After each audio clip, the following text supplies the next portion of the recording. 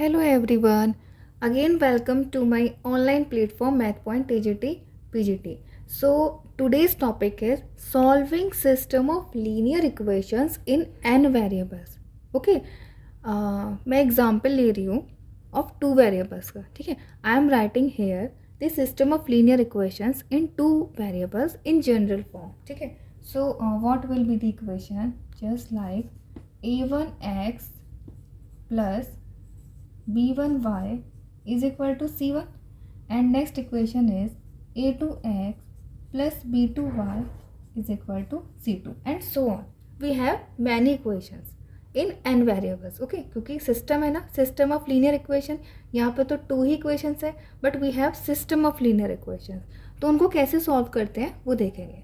Okay, इनकी matrix representation क्या होगा? Matrix representation, matrix representation is okay. Write here the matrix of coefficient elements. ठीक है. तो coefficient elements क्या क्या है इसके? a1 b1 a2 b2. okay. Next matrix is column matrix of variables, that is x at y is equal to, this matrix is of constant terms. okay. Matrix representation is this.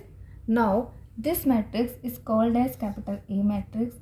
This matrix is called as capital X matrix, matrix of variables, and this matrix is called capital B matrix.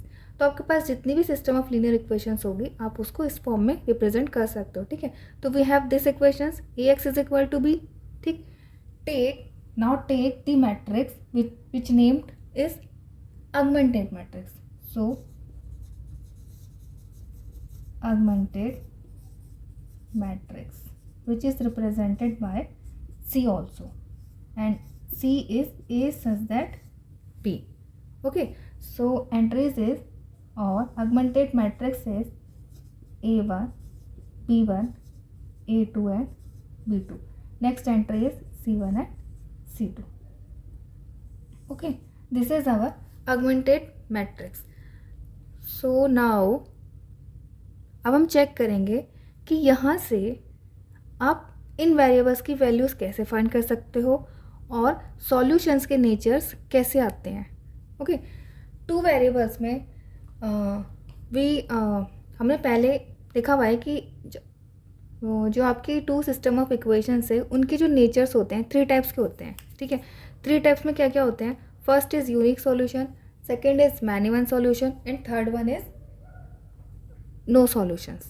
okay. So we have nature of solution. Now checking nature of solution. ठीक है.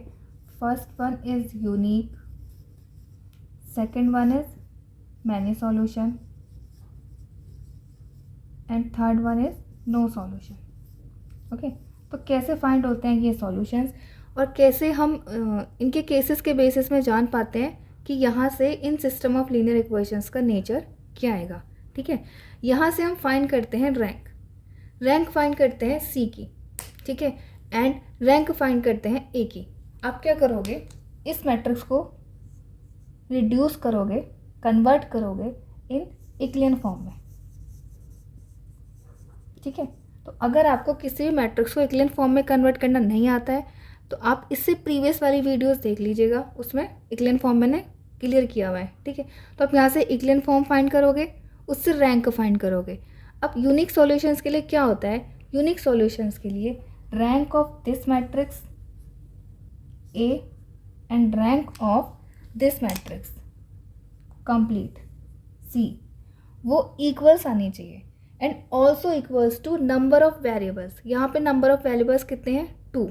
तो इस case में आपकी 2 and 2 आनी चाहिए, तभी आपका यूनिक सॉल्यूशन एग्जिस्ट करेगा. तो यूनिक सॉल्यूशंस के लिए कंडीशंस क्या है? यूनिक सॉल्यूशंस के लिए कंडीशन है rank of A is equal to rank of C is equal to N number of variables.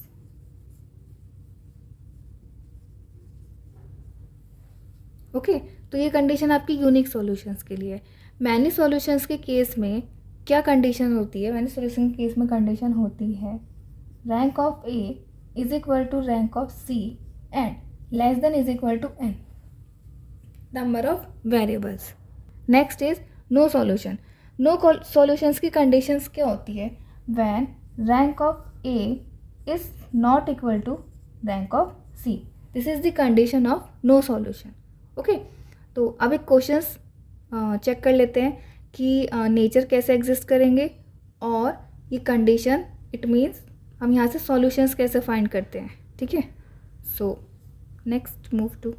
So question is our solve these three system of equation and find the values of x1, x2 and x3. So our matrix representation form is,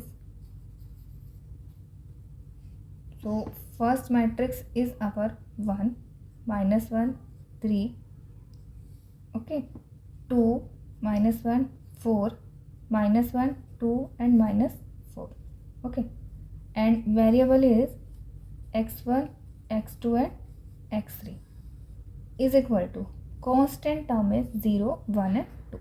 This is our matrix representation of these three system of equations. Okay, now augmented matrix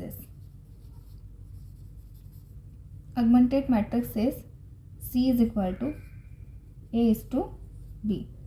Okay, तो लिखो 1 minus 1 3 0.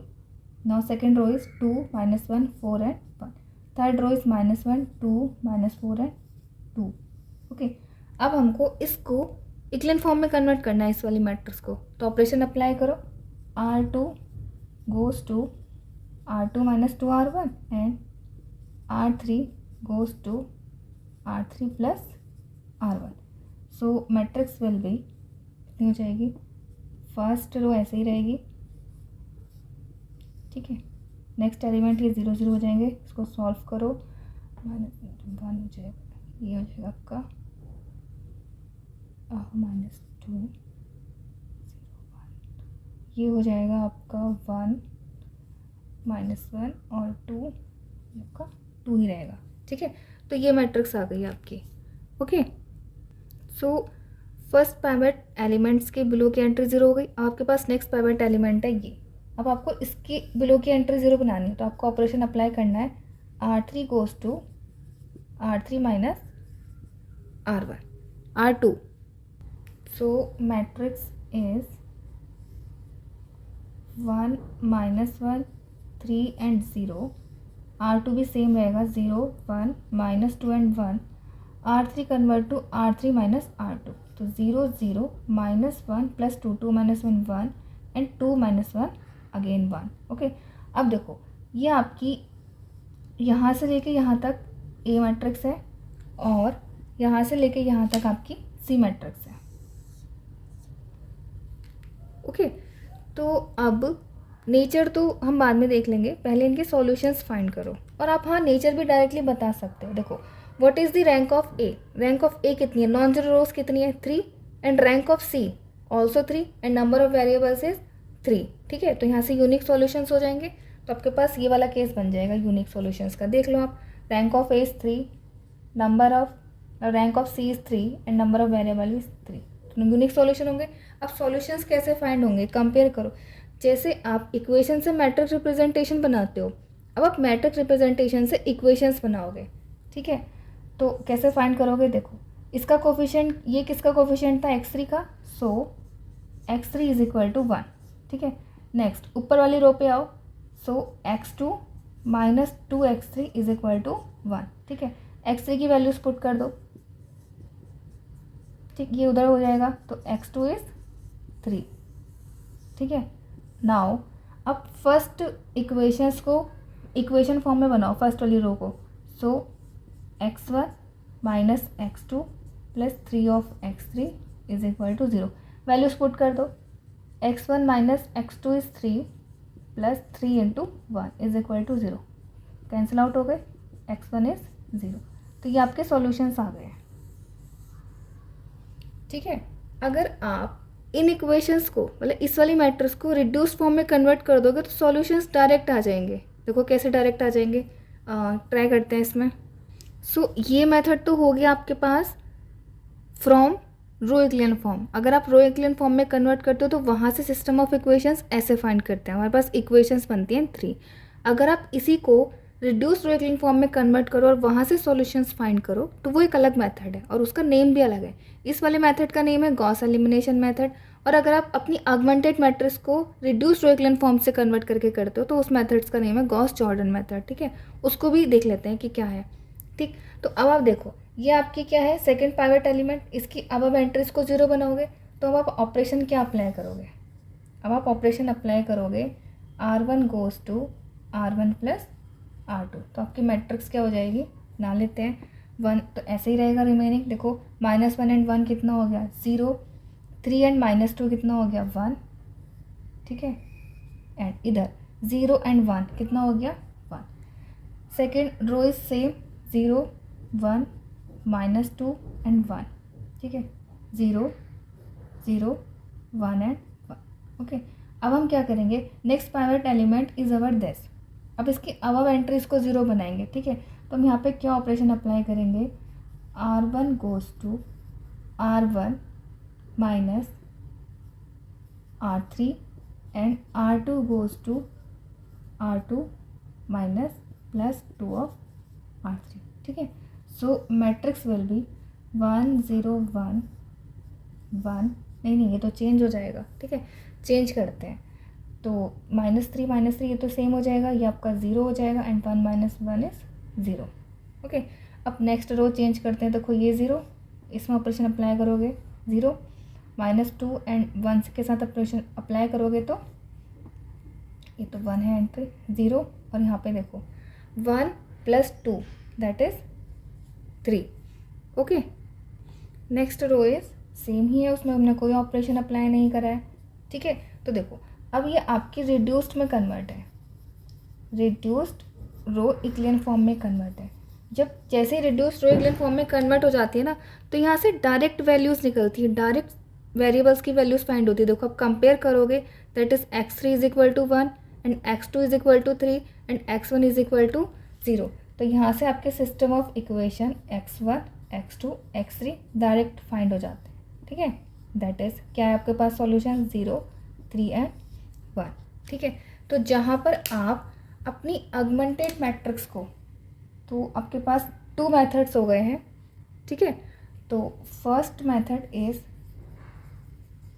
Gauss elimination method.